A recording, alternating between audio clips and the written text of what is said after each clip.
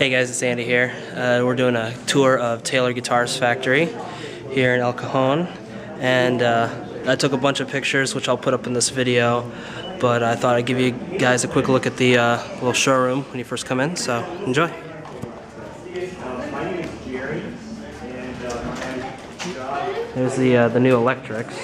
They actually got a bit of a...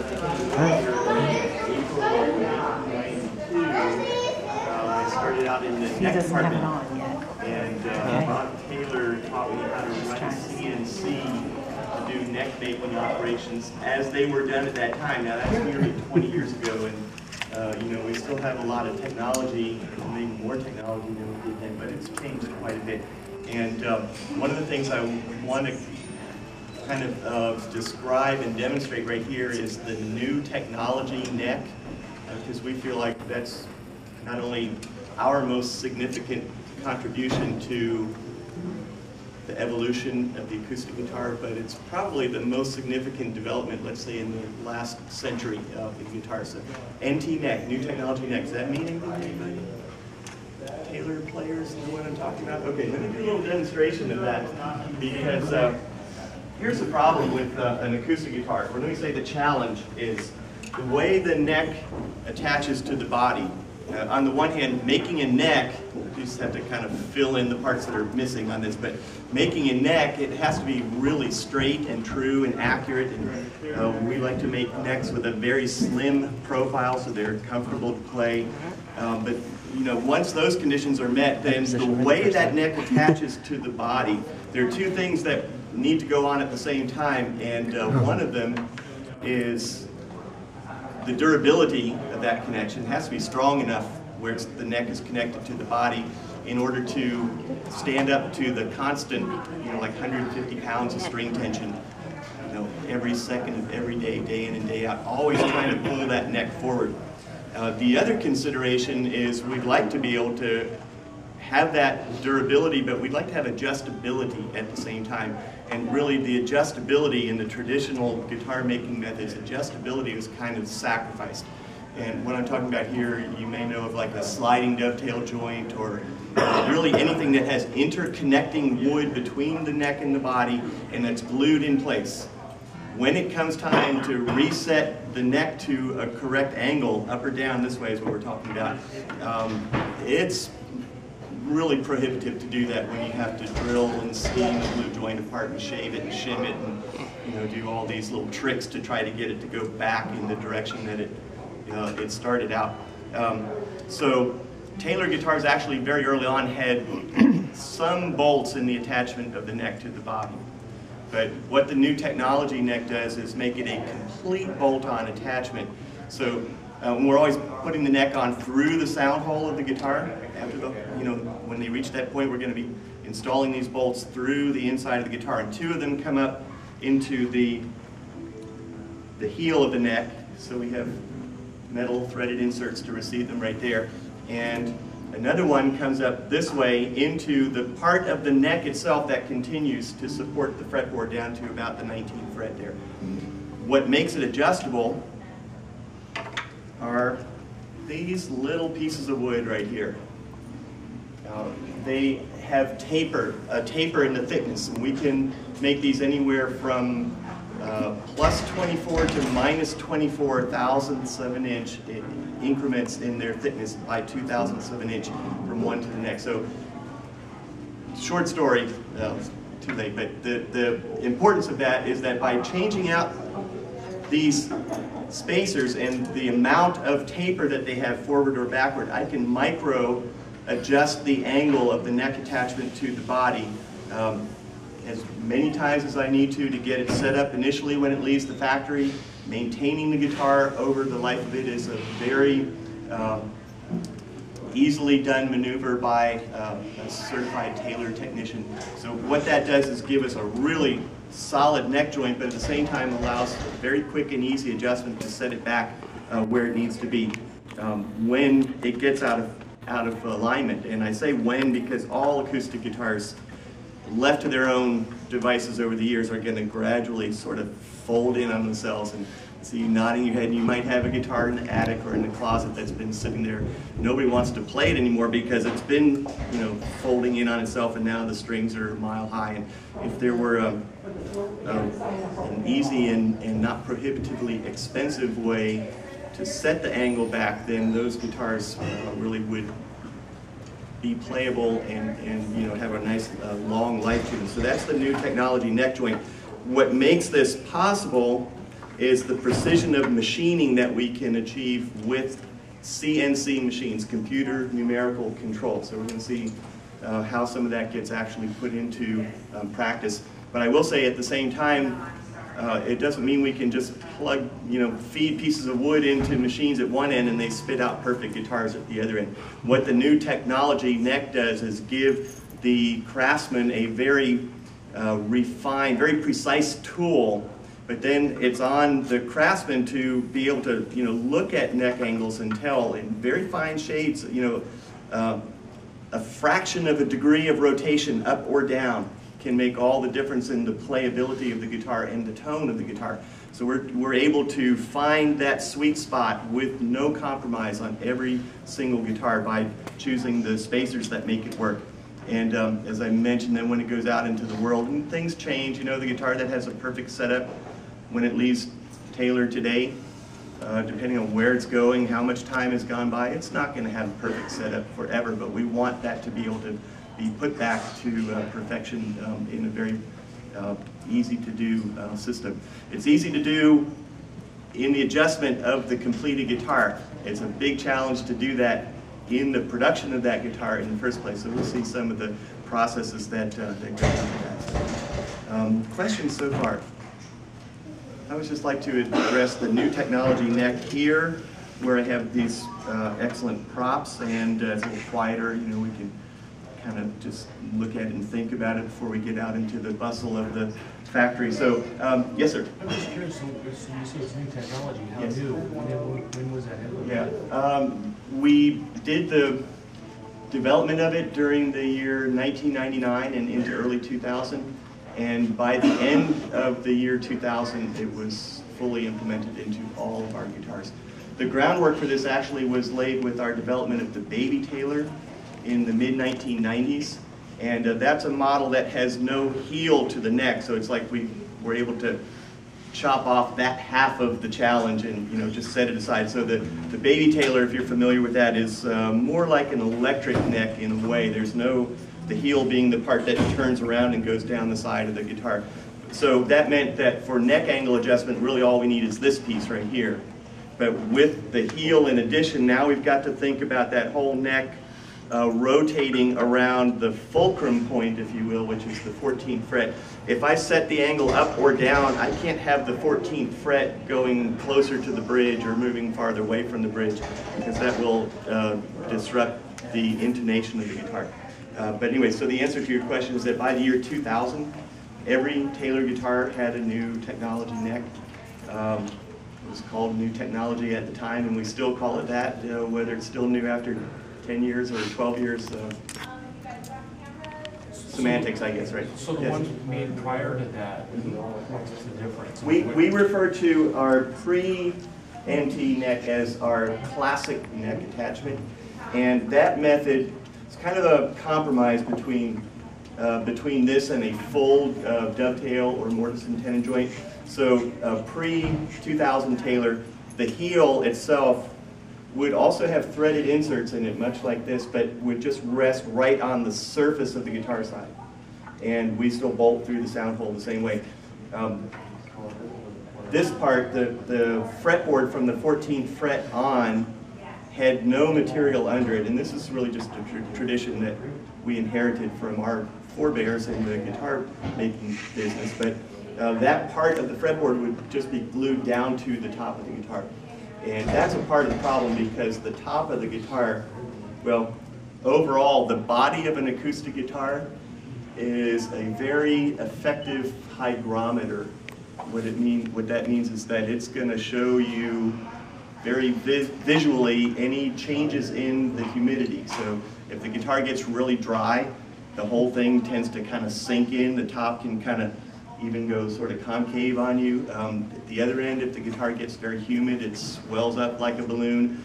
And any movement or change in the shape of the body is going to take a glued fretboard extension with it. So if the guitar top swells up, then you have a problem of the extension of the neck kind of hinging upward from the 14th fret or the opposite. And that makes it difficult to maintain a good angle to the neck overall if you don't have any control over that part.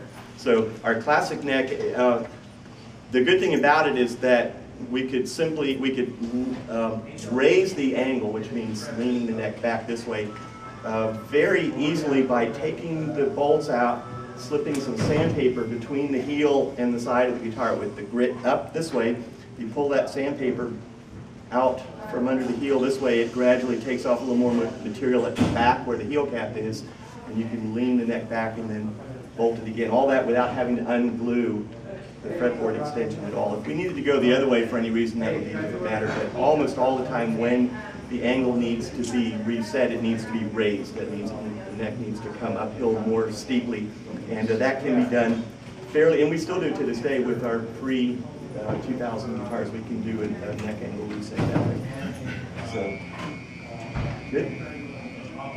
Okay, so we're going to head out into the factory, and I just want to cover a couple of ground rules real quick before we go. Unless you wear your own prescription glasses, please wear the safety glasses that we provided. Everybody got a pair of safety glasses that needs them. Don't handle any guitars or pick up tools or anything. I know it's real tempting to touch and feel things, but we'll ask you not to do that while we're out in the factory. That's why we have all these guitars here. And the visitor center and the guitar gallery is open until 4 o'clock. So if you want to stay after the tour, play all these guitars, that's what they're here for. Take pictures, shoot video, ask questions along the way, that's all good. That's perfectly fine. So I think that's about it. And if I see anybody doing anything that's not allowed, I'll let you know, for sure. And we're a big group, and we're going to be in some kind of tight spaces, so just try to please be aware of people working in the areas where we are, and let's see if we can not hinder them in getting their work done. If they don't build guitars, I don't get paid, right? So that's the bottom line as far as I'm concerned. Good. Okay, so are we ready? You want to head out here and see what's going on? And let me power up here. Make sure we still have sound. Everybody good in the headphones? I don't have to let you know that we You're statically? I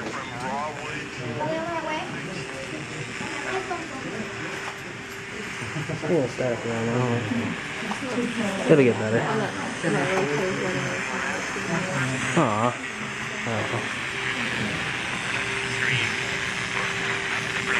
I guess it would be. This is the string up room. Okay, we got a little bit of room here, so I think if we're careful, we can step in a little closer. Get right down to where they can see what's going on. We have 8 people in this room, and each person will put together 12 guitars a day. And this is where we can kind of pick up the story with the new technology neck, because the bodies and the necks will have been on completely separate production tracks until they reach this room. So there's really no, they're just on different tracks. We make a body, we make a neck. They're built according to specs so that when they get into this room, they will fit together. And at that point, the first thing we need to do is decide which set of shims or spacers is going to set that guitar up with the perfect neck angle. And if you can see to the back of the room, right next to the clock, there is a rack with a whole bunch of those shims, and they're in a variety of degrees of taper. We did come up with a gauge that can give us a suggested value for the starting point for those spacers, but that's a suggestion. It has to go through proof by the person that's putting the guitar together. So choose a set of spacers, put them into the pocket in the body, bolt the neck on, and at this point, let me grab the shop guitar here. You're going to see a bunch of these around. In factory, we always have some, kind of beater guitars around because, as you could well expect, a lot of people here play guitar like this, something to play on during breaks and whatnot. But when we bolted the neck on, we don't go any further until we've determined that that is the ideal angle for this particular guitar.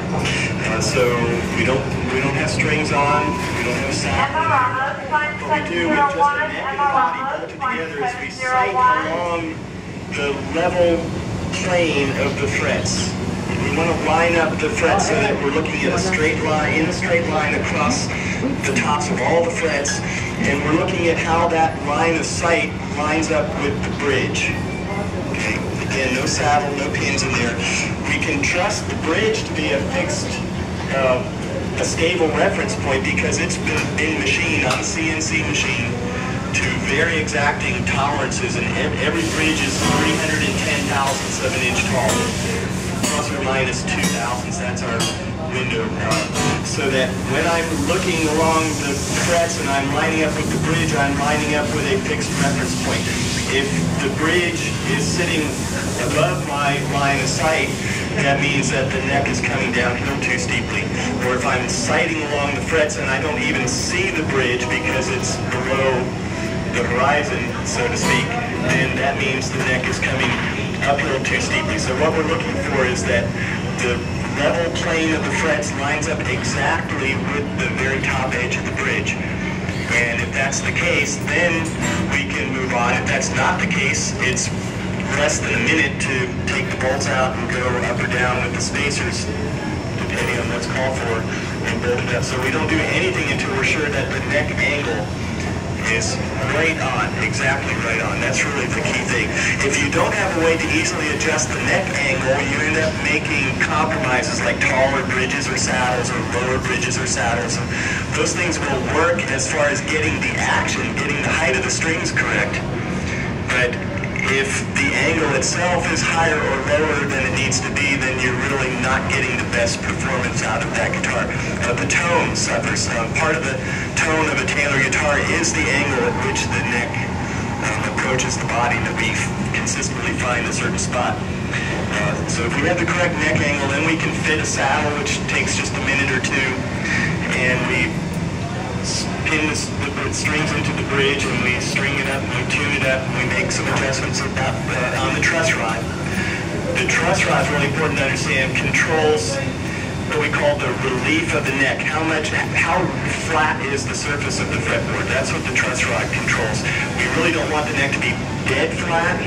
We certainly don't want it to bend backward whatsoever. What it should do is have a slight forward bow to it, and the way that we check it is with the strings fully under tension.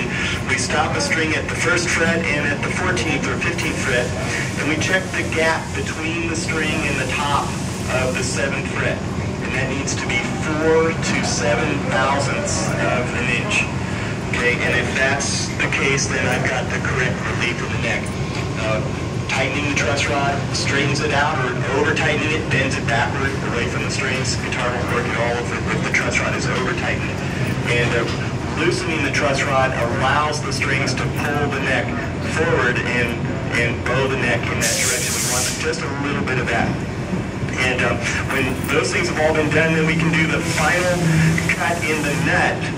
The nut is actually manufactured in the neck, back in the neck department. We'll see that a little bit later. But when it comes over, each groove in the nut is on purpose a little bit higher than it needs to be. We're talking maybe 10 thousandths of an inch higher than it needs to be.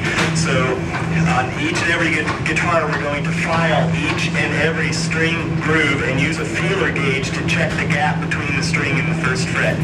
And our specs are 19 thousandths of an inch between the top of the 1st fret and the underside of the 1st string, and 24 thousandths at the low E string, and graduated between. So every string is like a thousandth of an inch higher or lower than its neighbor next to it. And what that does is make the guitar feel really comfortable and smooth and easy to play in the 1st fret. You can have good action at the 12th fret, but if the strings are just a few thousandths of an inch too high off the 1st fret, it's going to feel like high action. So, and you know, a lot of people, of course, don't usually play much beyond the first or maybe 3 frets. So anyway, we need to make sure that it's really comfortable down there. So these are all very fine adjustments that can be done to exact specifications on every single guitar in this room. But it takes one-on-one attention from each person. So every builder here is trained in setting the angle, reaching all the correct setup specifications. So when these go from the string-up department here, they are totally ready to play. Whatever store or wherever you encounter a Taylor guitar out in the world, it's been through a factory setup. We do also train our technicians, so if they've gone out of adjustment, you know, we put a lot of guitars in shipping containers and send them out all over the world, and if they go to Japan or if they go to Europe, they've probably undergone some changes because of humidity or just normal settling in of the guitar, so there's usually another checkpoint at the other end of that and get them dialed back in so that they have perfect specs when they. So questions about the string-up room? Some of you stuck back there in the corner maybe have no idea what I was talking about at all. So be sure to take a look as you walk on through. We're going to loop around this way next, back around there to the front of the line.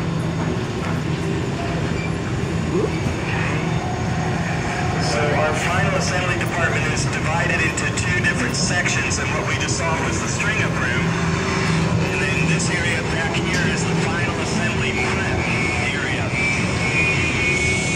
And this is where we're going to take all the final steps to get the neck and the body ready to come together over in the string-up room. And as we kind of work our way in, this is a pretty tight area. We'll see a little extra space.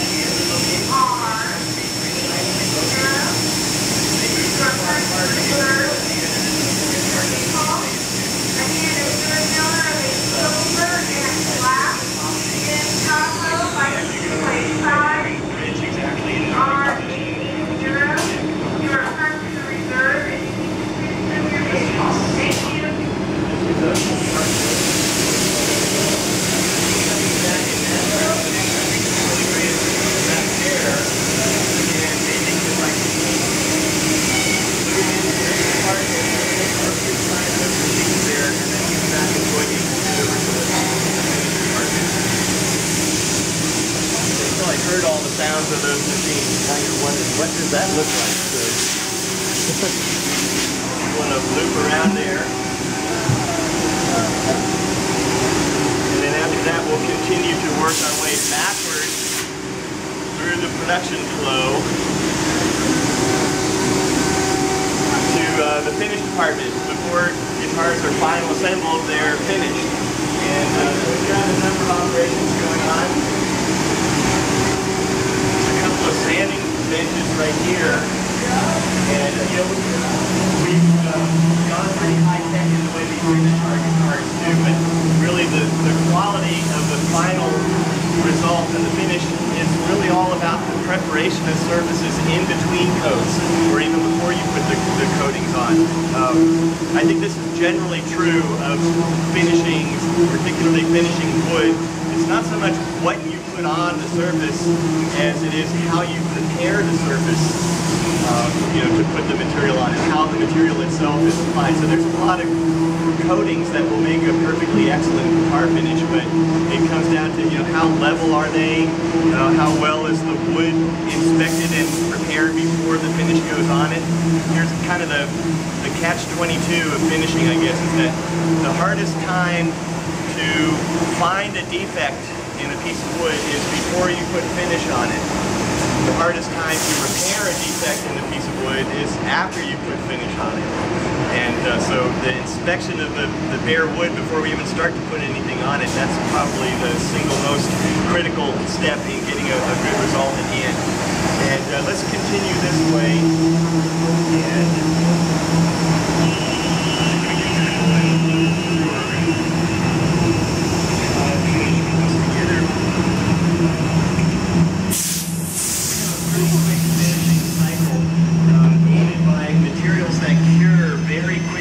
Ultraviolet light. So the first material that we put on a neck or a body, just bare wood, doesn't have anything on it at all. The first material that we put on is paste filler. And this is a clear gel. It's like about the consistency of grape jelly. It has no color in it. We wipe that all over the surfaces, and we wipe with a wet sponge, and we wipe it off with a dry paper towel. And then we put it in a UV oven. Did you get through, Ernie? We put the paste-filled neck or body into a specially designed chamber that has ultraviolet spotlights shining on the part of the guitar. And in about 13 seconds for paste fill, that material will be completely hard, so it can be scuffed, and then we do that another time. We paste fill twice. And by then we've really built up that solid material in the pores of the wood. So when we start spraying wet stuff over top of it, it's not all just going to, you know, wick into the wood. No problem. We want to get not just a shine on the guitar, but we want the surface to be filled and level. And if we're just spraying wet coatings, we'd have to spray it maybe 20 times to get to that point. The paste fill provides the body, and then we scuff it and we spray over top of it. So let's look at the spraying process, if there is any going on. Here's a robotic spray cell. And I think it may be done spraying guitars at least for this shift. We have a second shift that begins at 3:30 today, so everything kind of starts up all over again at that point in time. So it was a little quiet in here, but right through this window is a clean room, very carefully, you know, filtered, and nobody goes in there unless they're wearing a full suit that keeps, you know, lint and things out of the air. And then inside of there is the spray cell itself. There's a robot that's got these red clothes that it wears that keep the wet finish out of all the joints of the robot. And then down at this end, closer to me, you might see a white vertical tube with a black tip on it, kind of cone-shaped tip. That's the spray head of the system. The material itself is a UV cure polyester. It's electrostatically charged on its way out of the spray head. we found a way to neutralize any charge on the body of the guitar itself, so that the material as it comes out of the spray head is actually electrostatically attracted to the guitar and goes right where we want it to go for the most part. So very little of the material gets wasted in the filters. Most of it goes where we want it to go. Before we had this system, we were spraying about 4 ounces of finish on every guitar. With this system, it's down to about 1 ounce. So all the time and money we invested in the development of this process over the years now, it really has paid for itself and then some. Environmentally, it's a very good system too, because the UV cure finish materials do not have a high level of volatile organic compounds, VOCs. Those are the bad things in lacquers and stuff that make air pollution. There's very, very little of that because the finish doesn't dry by evaporation of solvents. It dries by the molecules linking up when they're exposed to ultraviolet light. So there's not much in the way of vapor to begin with. And that plus the fact that we're only using about 25% of the amount of material that we used to use before we had this method. So every guitar after the 2 coats of paste fill is sprayed with a base coat of the UV polyester. Then if it's going to be a full gloss model, we cure that and we sand it out and we spray it again with the same stuff. That final coat gets sanded 3 times with successively finer abrasives down to a 1,000 grit sandpaper, and that makes the scratches fine enough and the surface smooth enough that it's ready to for the buffing process, which we're going to see shortly. The other option would be guitars that have satin finish, back and sides, or necks that has satin finish, which most of ours are. The base coat of UV polyester is sanded level, and then it's sprayed by hand with a 2-part polyurethane. So there's no UV in that operation at all. It's a chemical reaction between a resin and a hardener, which are mixed in the pot before they're sprayed onto the guitar. So yeah, there's some satin finish. You can see the difference as we're walking by this car. The first guitar here, this would be one in our 400 series. Back, sides, and neck are satin finish, so that final surface was a hand spray. And the thing about the satin is that whatever you get when it dries, that's what you have to live with. You can't do any sanding or fussing. In fact, the more you fuss with it, the worse it looks. It's got to come out of the spray gun in exactly the right amount of liquid and the right flow, and then harden, and that's it. But even on our satin models, we buff the top to a gloss. Then most of the other guitars, in fact all of the other guitars on this cart are full gloss, so you can have a look at the difference between those options as we go by. Questions about finish? I'm getting some feedback here. That must be painful. Is that whistling in your ears? Yeah. Sorry. Is it break time? Yeah, it's break time. Sorry. Okay, questions about finish? Okay, let's keep going this way.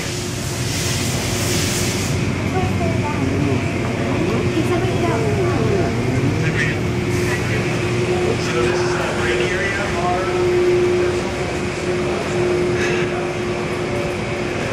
Ping pong is a big thing around here these days.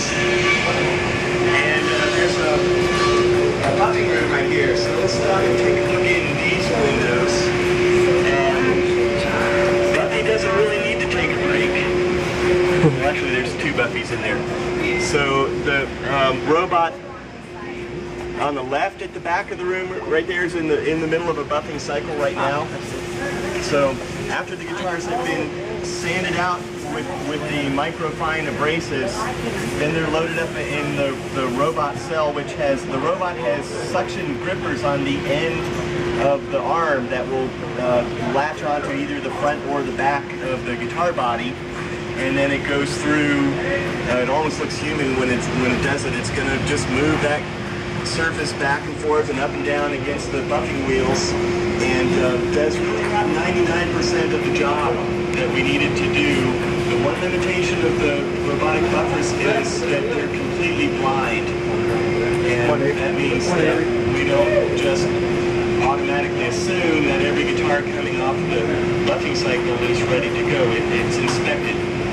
we inspect very carefully. And then if there's anything, usually if there's a problem, it's because something that was maybe a little sloppy at an earlier step in the process now is telegraphing through once you buff it all out to a high gloss. So I'm talking about maybe during a sand out stage, there was a little bit of finish that clogged the sandpaper, and that would leave little swirly marks on the surface of the wood. And you may not see those when you do the rub out, the fine sanding, because the surface kind of looks all gray at that point. But then when you buff it out to a shine, then you might start to see little things kind of trapped below the surface of that shine. So if there's anything that needs attention, then it'll go back to the same person that was in charge of that guitar all the way through the finish process.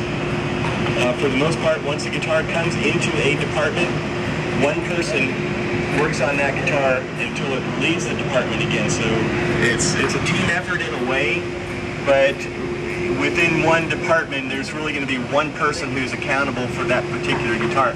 So if something gets highlighted during the buffing process, the fix of that problem will go back to the same person that made it from the beginning. So, questions? Okay, now you got to get ready for a radical change of subject here. Because it just happens, at least for the time being, but if you go back in a few years, maybe it will be the same, which is that our building department, wood processing, is right next door to the finish department. It just happens that that's what we're looking at right now. Like I said, it could change in the future. We're kind of remodeling things to make travel routes quicker and, shorten up the lines from one operation to another. So this is where raw material will receive the treatment it needs to cut it down into usable sizes to make parts of guitars. This cart of pieces right here is going to make necks. It's going to make guitar necks. Mahogany, right? And the job that they have right here is to take planks of raw lumber like that, chop them to length, plane them flat on the top and the bottom, square them up on the sides, and then they move those onto the neck department. And we'll pick up the story when we get over there.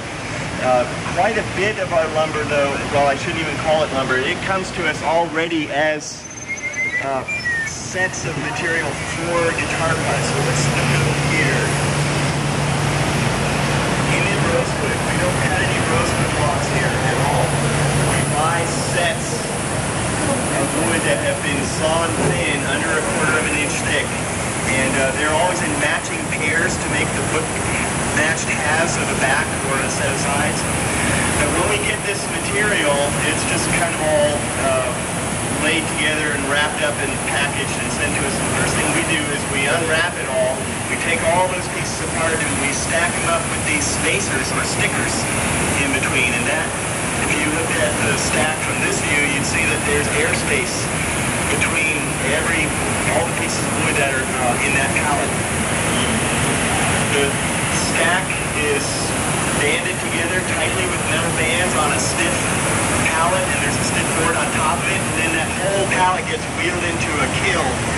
And a kiln is like an oven, but it's slower and not quite as hot. 100 degrees Fahrenheit, 1 to 2 weeks, depending on what kind of material is going in there. We know that some woods will give off their moisture quicker or slower than other kinds of wood. So the parts go in there and they stay in that really warm, dry air long enough that there's almost no moisture content left in the wood when it comes out. We don't expect the wood to stay bone dry, but by drying it as much as it possibly can be dried and then bringing it out and letting it reacclimate into some humidity level in the air, that makes the wood more stable.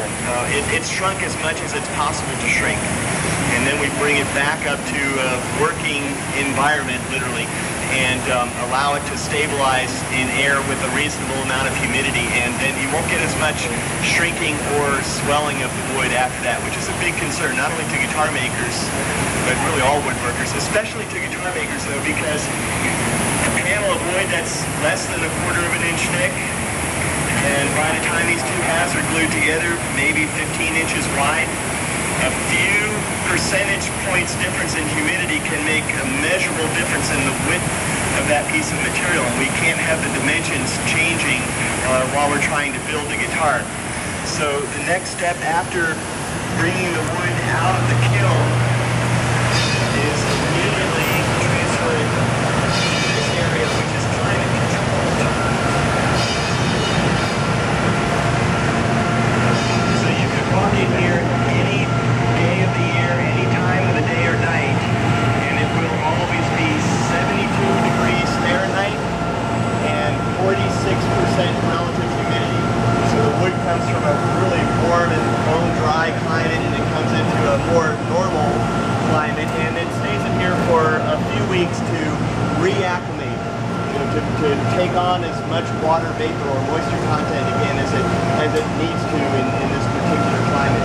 From this point on, particularly anywhere that bodies or parts of bodies are being fabricated, the climate will be exactly the same as this room, even if it's not in this building. When we go next door to the body department, the climate is exactly the same as this. The equipment that takes care of it is in that closet at the back wall there with the big ductwork coming in and going out of the top of it. There's a, if you're interested, a Vortex climate control system in there.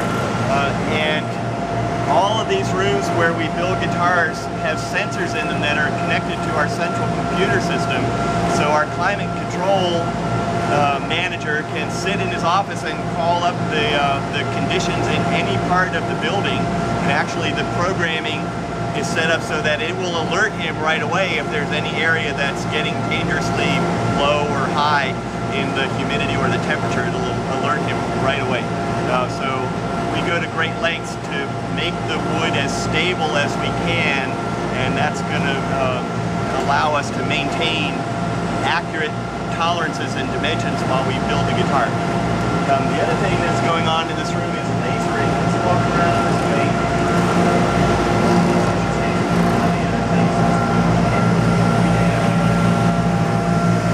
Three of these 200-watt lasers over here.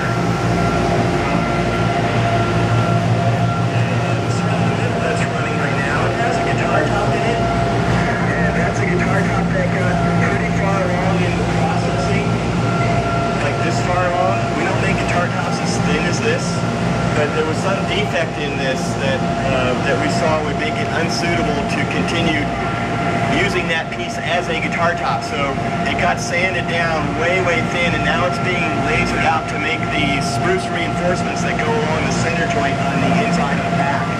You look through the sample and you see the white strip of wood right down the middle of the inside of the back. The laser is cutting a whole bunch of that.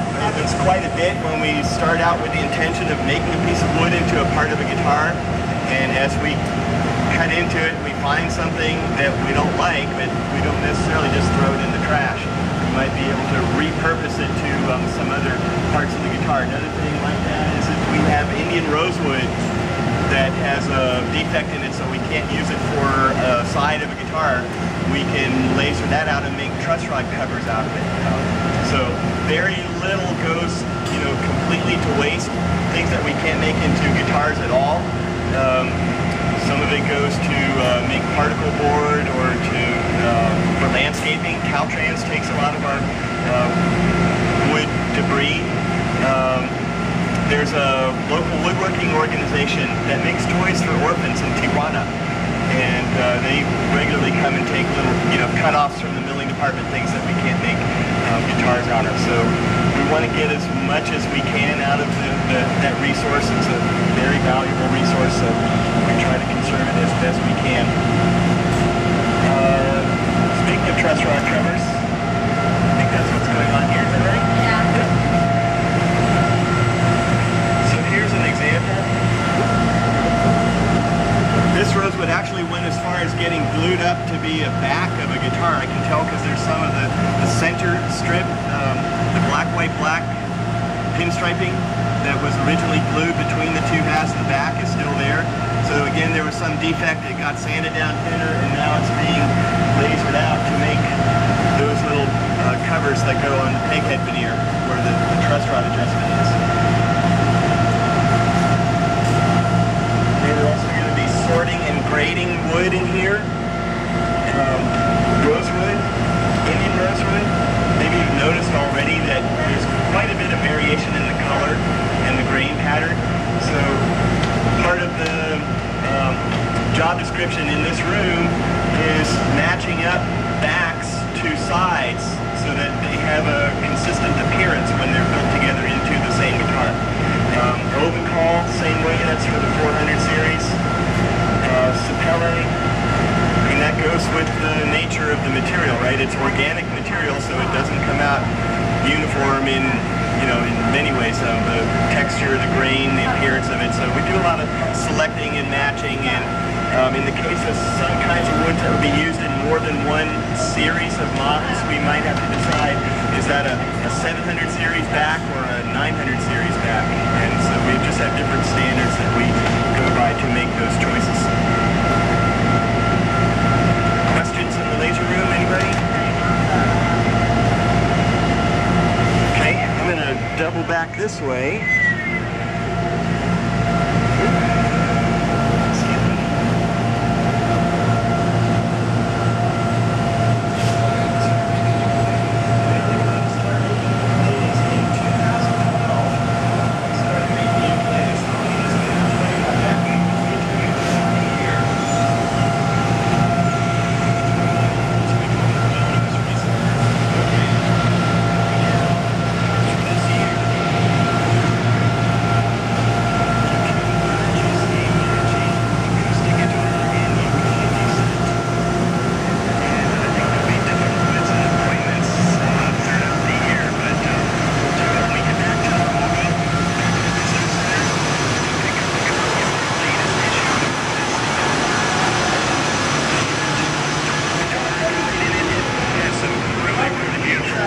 Pictures of what those builders' reserve sets look like.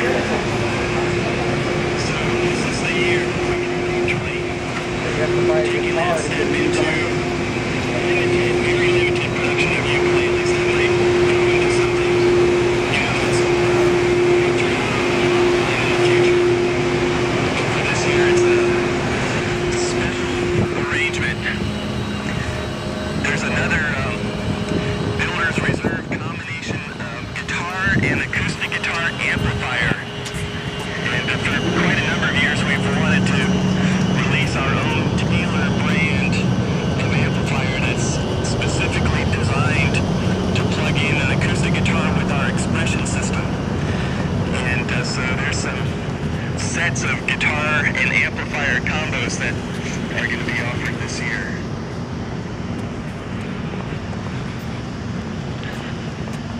Okay, I'm going to pause here and let the group catch up before we go into the next building here. We actually have 6 buildings on this site. We moved into this one that we're about to go into in July of 1992. And coming from where we were in a little shop over in Santee, about 5 miles that way, it seemed like we had more space. Well, to me, it seemed like we had more space than we would ever need. But as always, Bob Taylor's thinking much bigger than that. And I think it was less than a year before we also took out a lease on the next building to the south of us. We originally moved our case-making operation there, and then later that went down to our maquiladora in Tecate.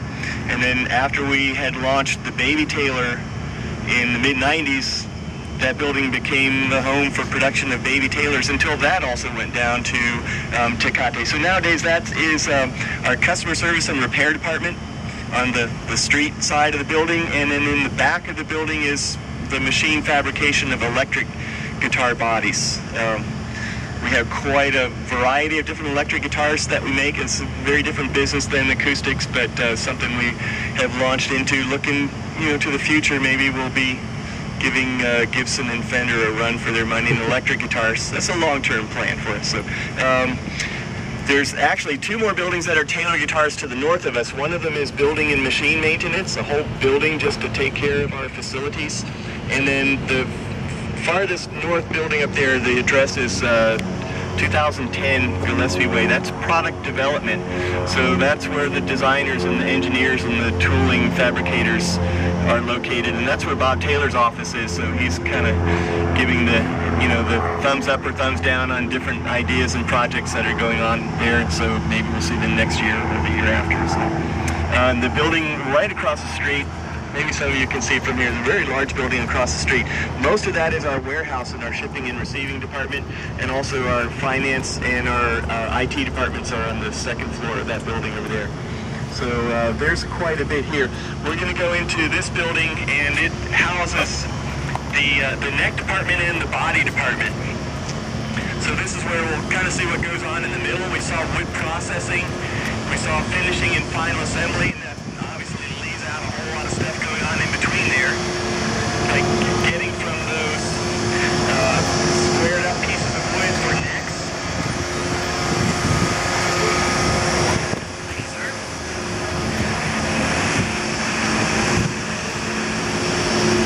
Okay, this is like CNC City right here. The neck, the way we do is really all about keeping it very straight and true. In spite of the fact that wood just doesn't like to do that. Wood is going to do all kinds of things that make it difficult to really maintain it straight and true. So here's some wood that looks just like the stuff we saw recently in the milling department. This has been cut.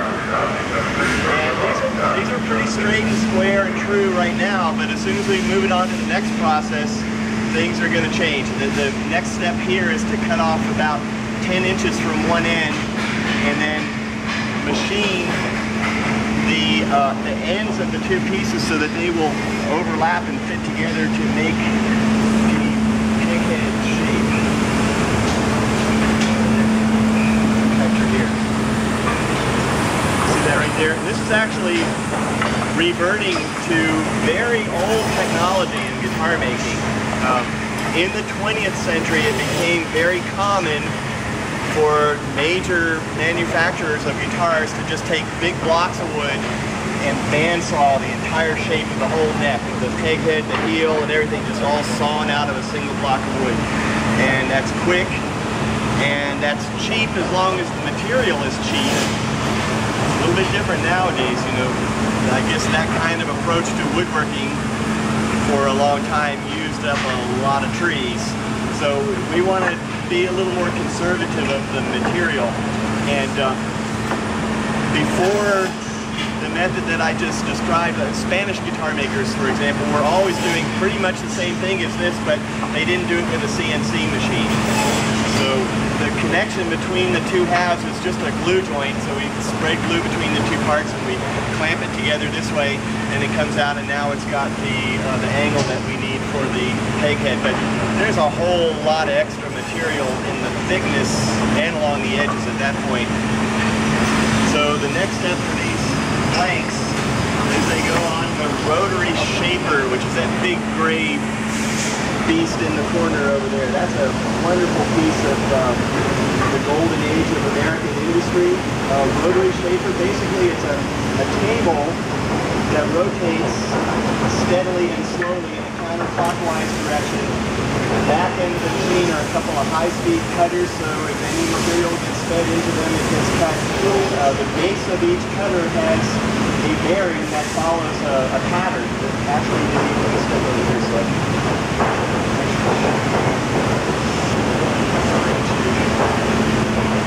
so when we got this machine, it was nothing but a cable and a motor. We had to figure out what kinds of cutters we need to install that for the cutter head part. And this whole structure was designed and fabricated by our tooling department. It is built so that it holds necks in any one of the four positions. The first time the neck goes on here, just like the one I just showed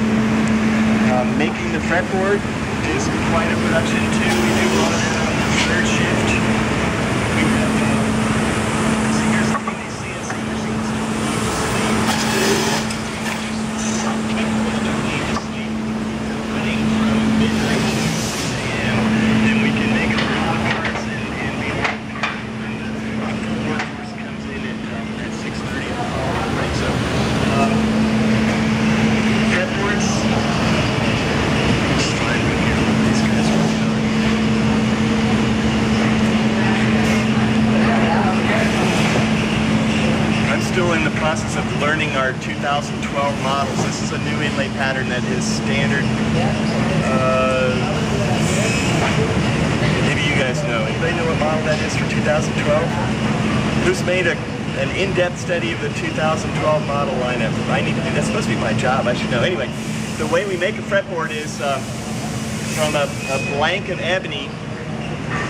We're going to use CNC machines to plane it flat, to saw in the fret slots in exactly the right locations, and to mill out little openings, we call them pockets, to receive the inlay. These inlays are made out of a plastic that we can cut on the laser, an imitation ivory. It's a celluloid type of plastic. So they're cut out on the laser, and they're cut so that they exactly match the pocket that was milled by a CNC machine. And then from that point, it's pretty much a matter of putting in, just pressing the inlays into the openings and then gluing them in, and then we'll do a final building on the surface to get it down like that. That fretboard is ready to glue to the neck of a guitar, and after the fretboard is glued on, then comes really the heart of the operation of new technology neck. Right here. So imagine a perfectly straight neck with a flat fretboard glued on top of it. The next thing is to put it on a fixture like this with a sanding drum. Basically, that's a hollow edge sander. There's a sanding belt looped around that wheel that's rotating, and the edge of the wheel is a 15-inch radius, which is the curve that we want from side to side on the fretboard. The programming of the machine, or the controller of the machine, is moving that sanding drum in a perfectly straight line up and down the length of the fretboard. So it establishes the radius, but it leaves it perfectly true and straight up and down its length. When that operation is done, he's going to lightly sand out the scratches from that operation. It's a really effective way to cut the shape, but what it's going to do is leave these long parallel scratches up and down the surface of the fretboard, and that's not a finish. That's not something, you know, we want to see when the guitar is done. So she'll hand sand that with the palm sander and then press in the fret. Okay, here's a fret number 1. I don't know if you can see from there, but the tang, the part of the fret that actually goes down into the slot, is just wide enough to fit between the binding on either edge of the fretboard, and then the crown part of it hangs over the binding. Actually, the overall length of that fret is a little wider than the whole neck at the first fret. And there's 20 of these. There's one for each fret position, and they're all organized in this tray right here. That's actually number 11, not number 1. So the operation is to put the neck face up on this block right here, put a fret on each slot, and then press each one in with the arbor press right here. And the idea is that if the neck has been machined perfectly true, and if we can just push each fret right down to where the neck is, where the fretboard is, now we've got a really accurate fret job where the crowns of all the frets are going to be perfectly level right from this point, and they don't need to be flattened or worked down flat in any way after that point. What it means basically is, well, two things. We can use pretty hard fret wire compared to most of the industry because we're not hammering it in, we're just pressing it down, and we don't take any material off of that fret before it even leaves the factory. So, you know, you have the full height of the fret from the day the guitar is new, and it's a hard material that's not going to wear down. So what it means is your frets are going to last a long time. You know, eventually it does become necessary to file and crown them again, or maybe even to pull some out and replace them, but that should be a pretty long time down the road. We don't want to build in the need to grind off fret material as a standard part of the process, although it is, you know, in a lot of guitar shops, I would say. Once the fretting is done, then at long last we can glue the heel. That's what Jody's doing over there. That piece of wood that has the aluminum, the metal threaded for the heel bolts, that's been fabricated separately, but from a piece of material that's going to match right up to that neck. they're not random. The heel doesn't go onto a random neck, but way back in the milling area, when they're cutting the long pieces of wood, they're also cutting the short pieces from the same stock so that the grain and the appearance of them will match up when they're glued together. Then after the heels are all glued up, really the only thing that remains is, again, a CNC carving to finish out the shape. Let me see if I can pull the neck off of this cart right here.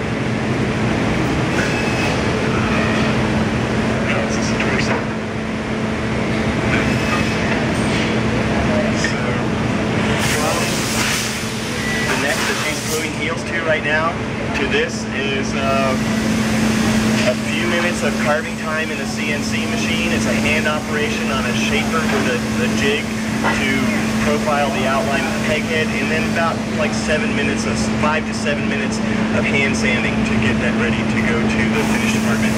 The shape of the neck is very consistent because it's carved by a CNC program, so that, you know, one after another, the necks all come off of that operation with exactly the same profile. Questions about necks? I thought at first that it was extending because they made a big 12 strings right now, but why is it that you put that much in the head? For clamps and stuff? For what? The top half, why it extends out so much? Why is it so much longer? I mean, yeah, you know what, part of it is for this right here. When we glue the peg head veneer to the neck, especially if the peg head veneer has binding that will end up at the edge of the shaped peg head, we use 3 steel pins to locate the peg head veneer onto the peg head itself. And we have extra material that you know, we can put those pins in, because later we'll just trim it all away and that will be gone. If it is going to be a 12 string though, you're exactly right, it's going to need more length up that way. So I guess we kind of make one size that fits all.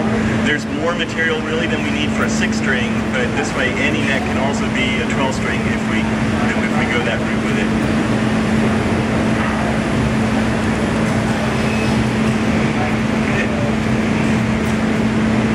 Okay, let's see if we can slide past the other group that's coming through here. That surprised me there. hey, I had a quick question. Head into the body department. Yes, sir. I've been looking at the T5s, and I noticed within the past few years they went from a finger joint to a scarf joint, connecting the head joint. Right. When was that? Okay. Let me repeat the question for everybody else. This gentleman has noticed that our T5 necks that used to have a finger joint now have a scarf joint, which is what I have showed you out there in the neck department. And it's not just the T5 that made the transition. Actually, every one of our guitars now has a scarf joint instead of a finger joint. And the reason is because we just like the way the scarf joint looks. Just cosmetic. Yeah, it's strictly cosmetic. When it's done right, if the glue joint is good and tight, when we do the line of that joint is, you know, visually pleasing. The interlocking kind of ear teeth looking kind of joint on the scarf joint, we just got to where we didn't really like the look of that so much. The difference in the strength is really marginal. If anything, maybe the scarf joint's a little stronger. When did the neck change? 2-3 years ago, I think. You know, time goes so fast. Maybe 4 years ago. We kind of phased in the scarf joint and gradually phased out the finger joint over a period of maybe 2 or 3 years. Yeah. Okay, so once again we're in climate control. Let's see if we can step in a little closer this way and let those doors close back there. Let's take a look right here. First of all, this is the bracing department, and the equipment in here includes these vacuum presses that are simply a very effective way of clamping the guitar part. See how the lid of this has a big sheet of rubber, and if I open up these vacuum lines, all the air is going to get sucked out from under that sheet of rubber. Now if I just had a guitar top with blue braces in there, you could see, I think, how that's all going to get clamped down. You can even see kind of like the shroud of Turin, if you will, how the bracing pattern of a guitar top is kind of imprinted into this piece of sheet of rubber on the surface of the press. So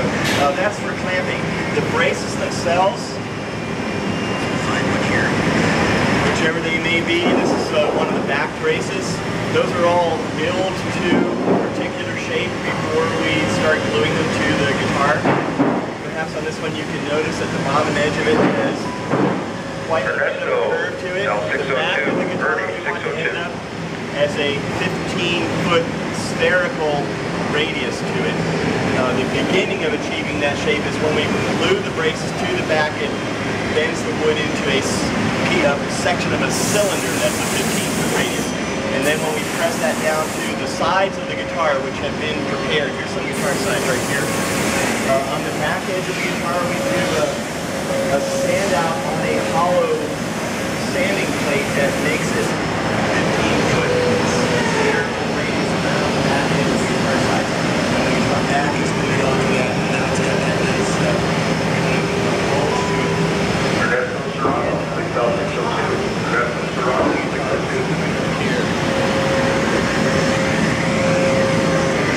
Bracing on the top can get pretty complex, and I think there's a lot of builders that have their own ideas about how that bracing should be done. There's no one right way or wrong way to do it, but I think it's a good principle to follow is that you brace only enough to support the top. Anything you do more than that, any extra stiffness beyond that, you're really limiting the tone.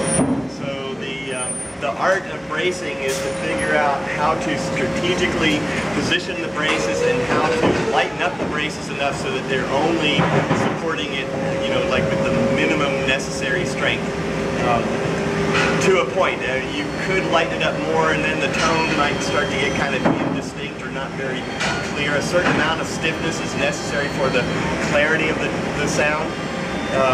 But you know, it's pretty soon that any discussion of bracing kind of degenerates into opinion or, you know, what works for one builder compared to another. And this is really the result of Bob Taylor's trial and adjustment over like 38 years that he's been in the business of building guitars. So we figure out, you know, what's going to be on that cart, or maybe over on the other cart there is a set of sides that has the same serial number as this top and back right here. So to actually assemble the guitar body, the first thing we're going to do right here, we're going to take the guitar sides and we're going to fasten them securely into a metal form like this.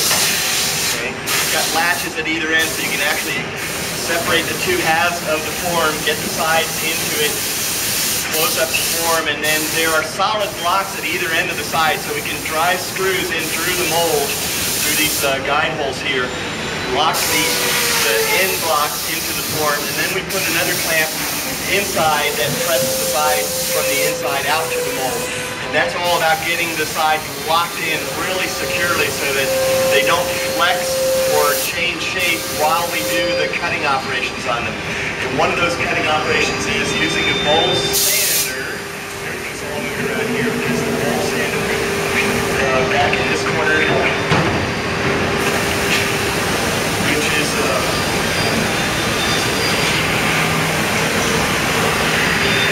hollow dish with very coarse sandpaper on it.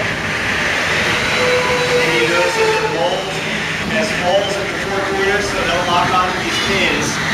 The weight of that metal will just, by gravity, feed the back edge of the sides down onto this sanding plate until the mold bottoms out.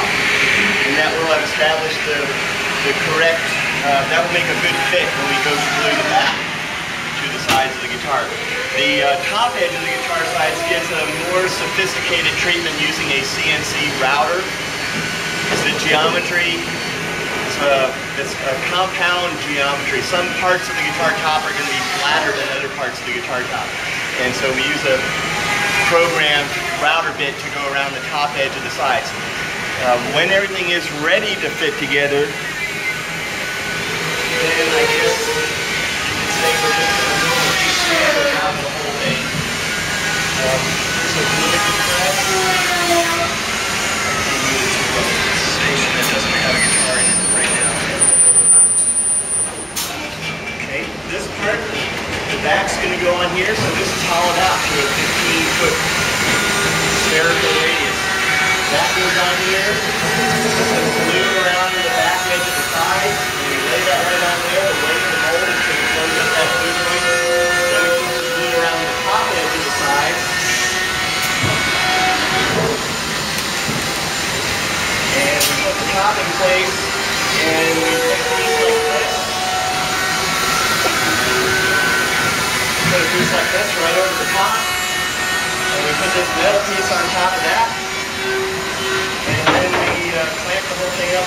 and then another C-clamp that goes into the sound hole. And you got a body completely assembled inside there. This one has a little less than 6 minutes to go before it's ready to come out. And the next one when it comes out of the glue up press, it goes straight into that room. You hear those routers. They're being used to trim off the overhang. As you can see, the top and the back on purpose go a little beyond the sides all the way around. So we want to have excess here that we can then trim back to match the shape of the guitar side. We're going to go a little deeper than that too to make the channels where the binding is glued on. And that happens around in this area here. So let's go that way. Questions about bracing or body? Is the bracing specific to each different model? Is the bracing specific to each model? There are variations from one body shape to the next. Not so much the model of the guitar, but a grand concert body which is smaller is going to be more likely braced than a jumbo top which is much bigger. So there are some variations. Okay, let's go down this way. And we're looking at the fine and sand department. Fine and sand. Sounds so easy.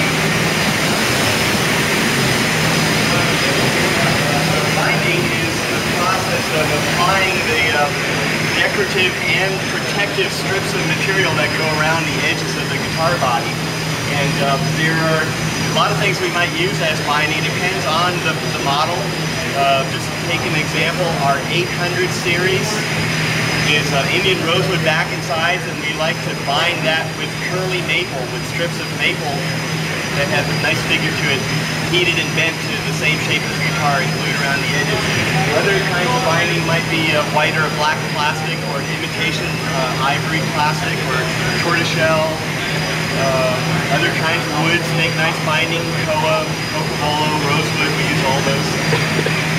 Then when it comes down to the assembly, it's really pretty much a hand operation. We use a machine to route the channels where the binding is going to be attached, but then it's totally handwork to glue, to fit and glue the pieces in place. We get tape with a binding tape, which is the stuff right here.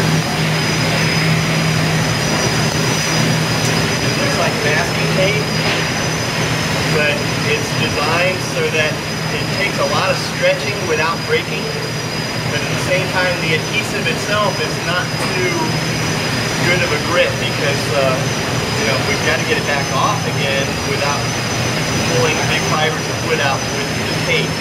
So that's a special tape that's made for us by the 3M company. And guitars are taped up about 45 minutes. Let the glue dry. We're using a heavy weight super glue except for wood binding. If it's plastic, we use a heavy super glue to glue that in place.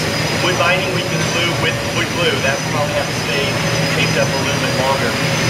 When the tape comes off, the next step is scraping the binding so that it's level on the back and the top and the sides, and then doing a final sand out and inspection. Then they go to the finished department there. Alright. Yep. Okay, we got one more stop, which is the side bending department.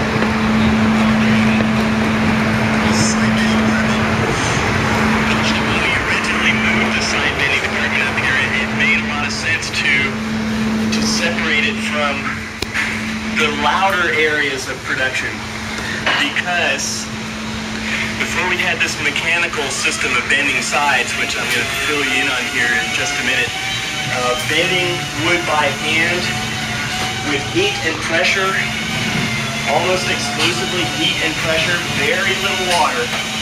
The problem is that the wood might crack if you force it a little bit too fast, and we would always be listening. And at the first little tiny sound of a wood crack, you would stop and try to figure out where it was coming from and see if there's any way you could proceed more carefully to complete the bend without ending up with a broken set of sides. So see if you all can slide down this way and let the rest of the group get in. And it used to be, actually for many years, that we just accepted as the cost of doing business that there would be a few broken sets of guitar sides every day. But Bob Taylor, again, is not one to just accept things like that. And so I guess it's been like almost 10 years ago now. He assigned the project of coming up with an automatic side bending system to one of our engineers in the tooling department. And what we came up with, you can see in this area there are 4 sets of benders for 4 of our acoustic body shapes, and the 5th one is sort of the jumbo, and there's 2 benders back behind that part right there. So if you feel some heat emanating from that, those are the elements that are going to heat up the wood to help it relax. So the first step is a bender that looks like this, which is called a waist bender. The waist refers to the inside curve in the guitar, the part that indents. So here's the heating element that's going to heat that part. This is the mechanical part of the machine that's going to force it to bend against that heated element. And then there's controls here to start the process. There's a red return button that lights up when the cycle is complete. So the machine is actually processing information while it's bending. There are programmable logic circuits built into the machine that will sense the temperature of the wood, the resistance of the wood to the bending force, and it makes adjustments while it's bending. And the intelligence of the machine plus the evenness of the bending. This is really a big part of that compared to bending by hand. The problem with bending by hand is that even the best benders tend to get one part pressing a little harder than another part, and it's that one part of the wood trying to bend faster than the other part. That's what makes it crack. These automatic side benders apply very even, steady pressure all the way across the piece of wood. So in a couple of minutes, we'll get the waist bend and then move straight from that machine to the bout bender. And this is one for our Grand Symphony body shape. So bout refers to, there's an upper bout above the waist and there's a lower bout below the waist. This whole shape of a half a guitar right here is heated. We're talking about 350 degrees Fahrenheit, something like that. So once we have a waist bend in there, then we can slip that part into the bout bender and clamp it down so it won't go anywhere, and start the machine. And on this operation, both arms will slowly wrap the wood around the heated form. There's a little bit of an overbend. Maybe you might notice that these come slightly inward at the end like that. So if you sort of bend the wood a little bit past where you want it to be in the end, that gives it some room to settle back when it comes off of the bender. But it doesn't settle back a whole lot. We use this cooling rod right here. So straight off of the bout bender while the sides are still hot, the ends get tucked inside of here and here, and then this dowel gets tucked in over the waist, and that keeps everything kind of curled up tight while the wood cools off and holds its shape. And if there's a cutaway, I think more than half of our guitars have a cutaway. There's really in most cases, there's no cutting involved at all to do that. That's another bend that we do the next station over, where Larry is over there. That's our cutaway bending area. So originally we would have bent 2 sides like this, one just the mirror image of the other one, but then that side right there went through another process that reheated and bent the wood into this shape right here. And you can see that the heel block that we glue into there has to also be milled so that it matches that shape. Down at the other end is just a solid block of wood that reinforces the glue joint where the two sides come together down at that end. So after bending, cooling, bending the cutaway, and allowing that to cool also, then the sides go back where the column is over there, and the blocks get glued in at either end. Then they come back up to one of the benches here for kerfing, which is what Eric's doing right there. And kerfing is a strip of wood that first of all has been milled so that in cross section it's triangular. Okay. Then it's cut this way with a series of parallel saw cuts, but those saw cuts don't go all the way through the piece of wood. They leave just a sliver of wood at the back end so that this stays together but barely.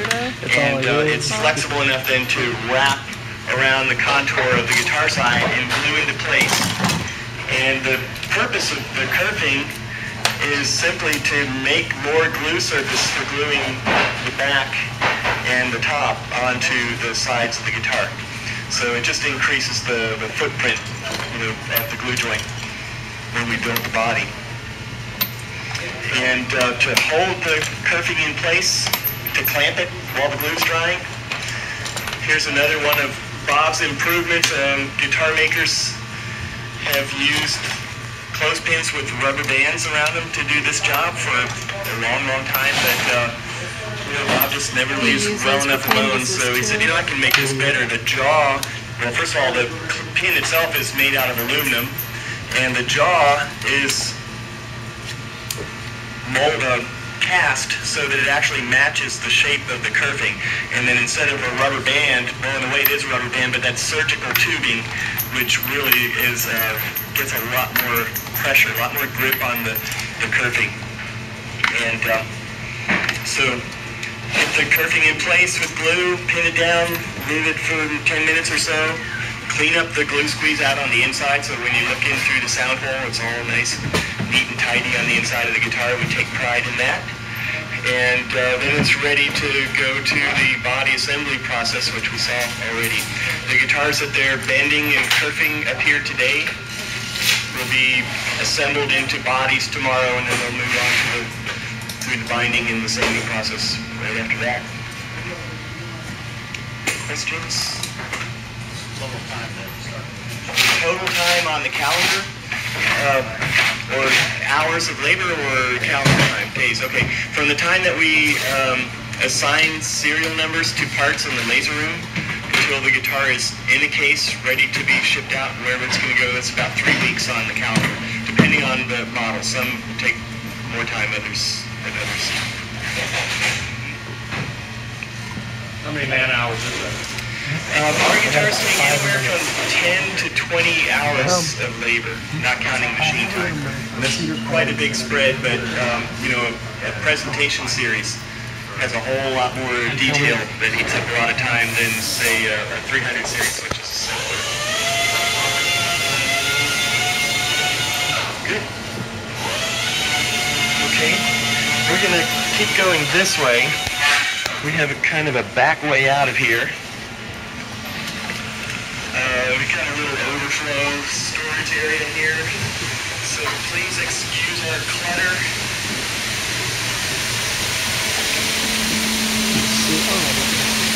And these stairs take us back behind the neck compartment.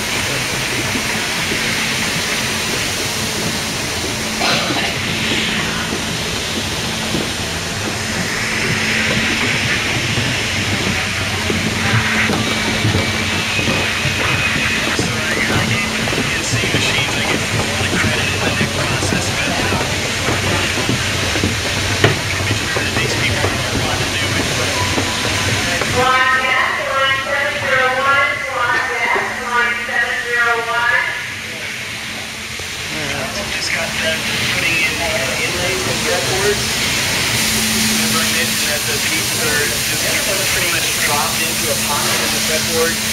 And now she's mixed up some epoxy with a little bit of a black dye in it.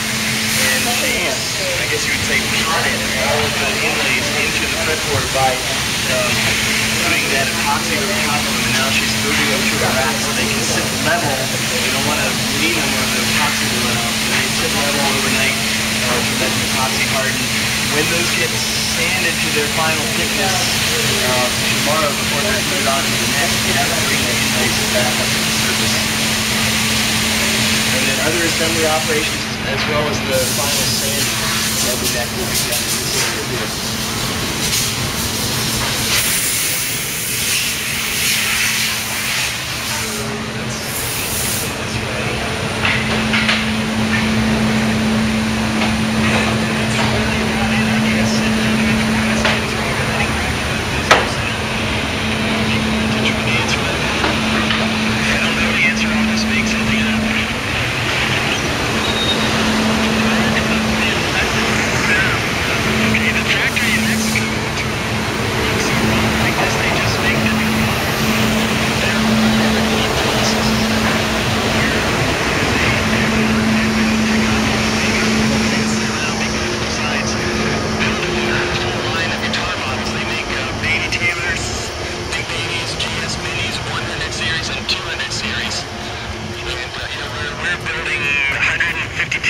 A day here.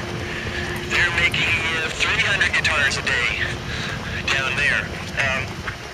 But all of the operations that go into making a Taylor here in El Cajon are also done in Tecate, and in addition to that, they do quite a bit of wood processing on parts that we're going to use to build up here.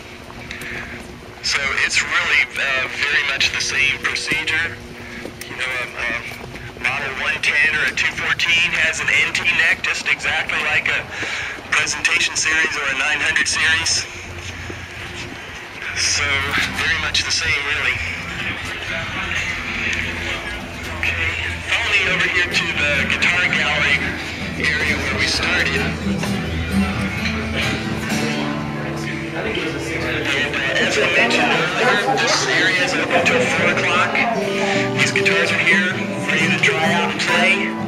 Seems to be a popular thing to do today, so if you can get your hands on one of them and play it, you're welcome to do that. So yeah, this is TheAndySan. Sign off for now. Thank you guys for tuning into my tour of the Taylor Guitar Factory, and for liking, comment, subscribing, send a few friends to the party. And as always, we'll see you guys next time. Catch you later.